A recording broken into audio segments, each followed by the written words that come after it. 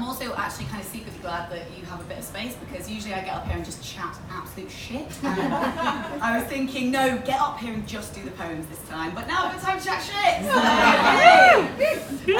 So I'm really lucky in love. Did somebody I think you straight away that I was an absolute shit. Good. Yes, I'm glad you picked up on the sarcasm. Because the first poem I'm going to read for you is a new one. Yeah, there could be some R's come through.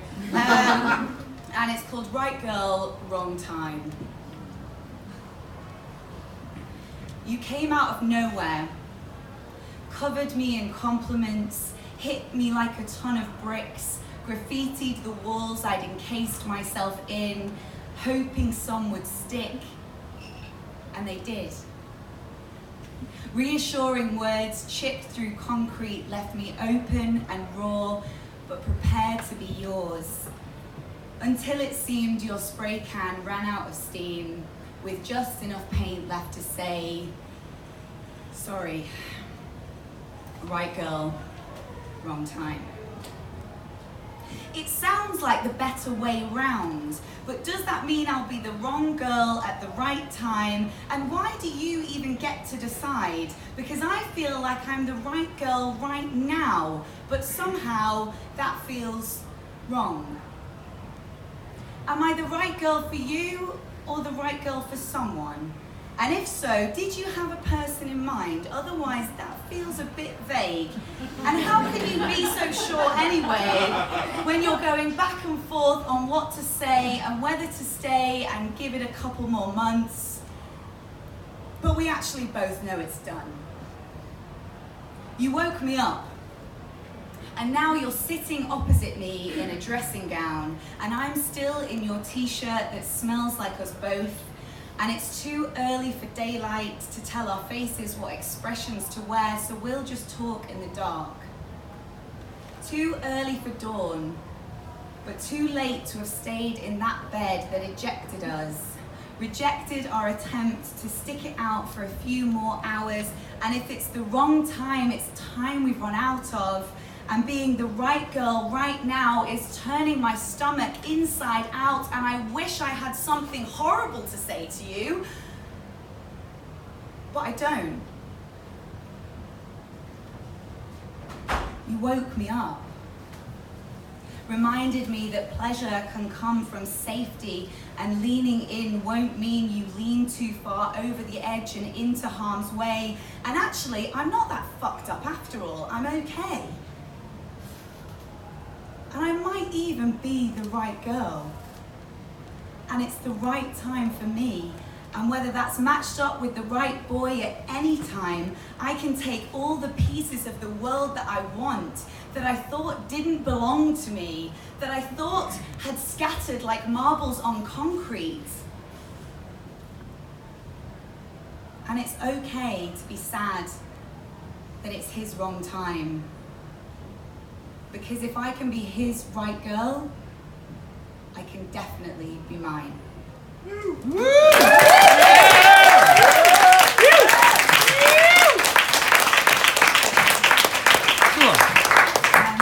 So that one worked out really well. As you might have been able to tell from the couple of subtle hints that I peppered through that poem.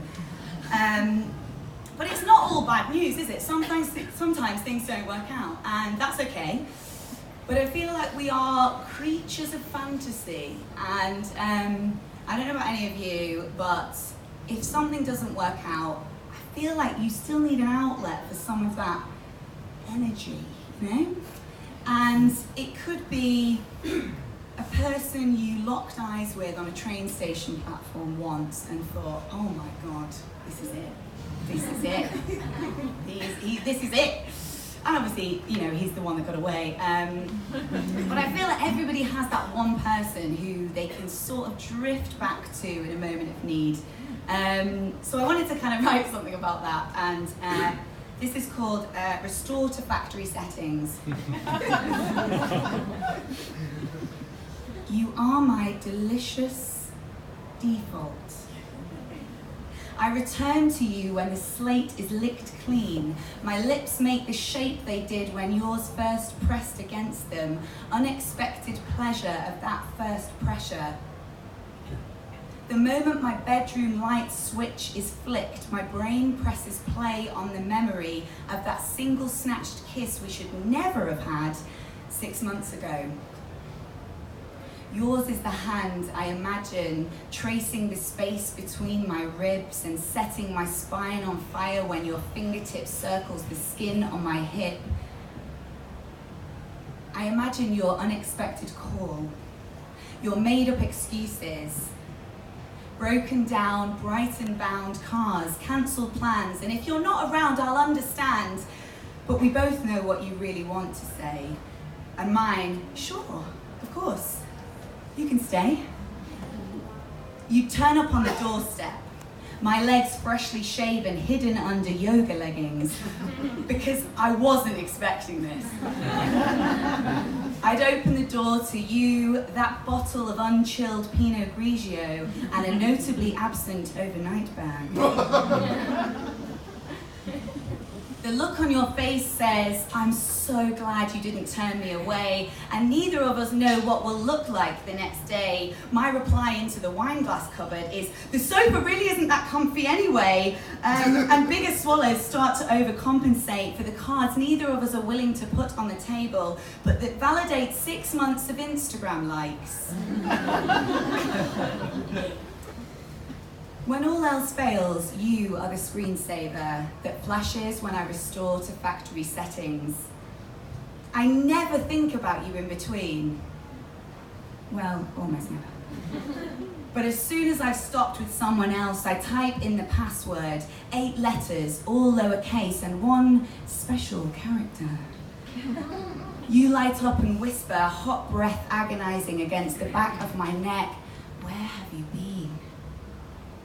And I'm not sure if it means I like you, or if that kiss was simply over too quick, and now it's unfinished psychological foreplay, sexual chemistry purgatory.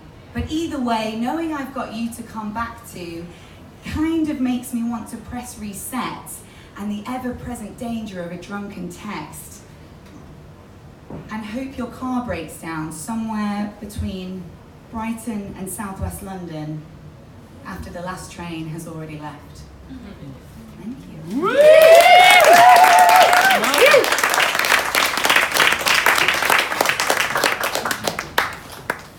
So I'm going to do one more. I'm doing 3 tonight. I usually just do 1 and run away, and Paul's like, come on, just do something else. It's great, it's great. So I'm going to read you something from my new poetry collection, which is my debut pamphlet. I'm very excited. The poets are very poor, and it is for sale for £6.50 over at the note stand. So I'm going to read one from this, all on a similar theme. I think I need to probably get off online dating, but fine. And this one is called, it's in 3 parts, and it's called Mixed Signals. June. Did you kiss? Dust-marked arms wrapped my hesitant torso, airbed aching back, slowly relaxing into his chest hair, zipped in tent pocket privacy. He swept a section of my clean top from my 4-day festival side, exposing the skin on my hip to the first person in a year. He traced a hazy, sleep-deprived message with a fingertip that my mind tried to decipher whilst holding on just as hard to being in the moment and remembering I'm safe. This is not like before. 3 hours of either night or morning passed. We shared tea tree lip balm and lyrics to Craig David songs and some skin. I kept back what kept me from leaning all the way into him, and yet he had no idea how much of a step forward this was. Yeah, but did you kiss? May. Our lips touched for less time than there was between beats, but the look directly before was 5 times as long. None of the crowd saw or cared, and we went back to the beer we shared to take away the taste of fresh doubt and holding each other up. It was the first time we'd held hands, but we did it for hours. It was the first time we danced. His strong hands gripped my hips over clothes.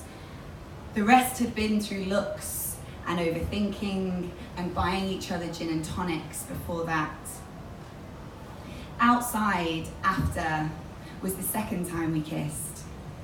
It had more purpose. I don't want to say more meaning. I don't want to use that word. Cut short by a taxi.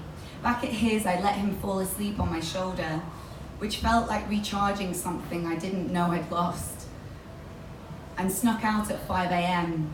so he wouldn't see me with no makeup on, so I wouldn't have to deal with what might come next.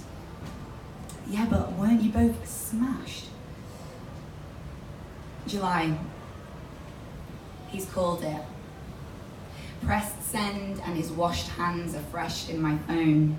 He'd prefer it if we just stayed friends. And I'm too scared or too stupid to ask why, so I just have to agree. Play act at cool girl, because that's the rule. Giving a shit gets you a bad reputation. But inside I'm screaming and I feel like both too much and nothing at exactly the same time. Well, at least nothing really happened. Thank you.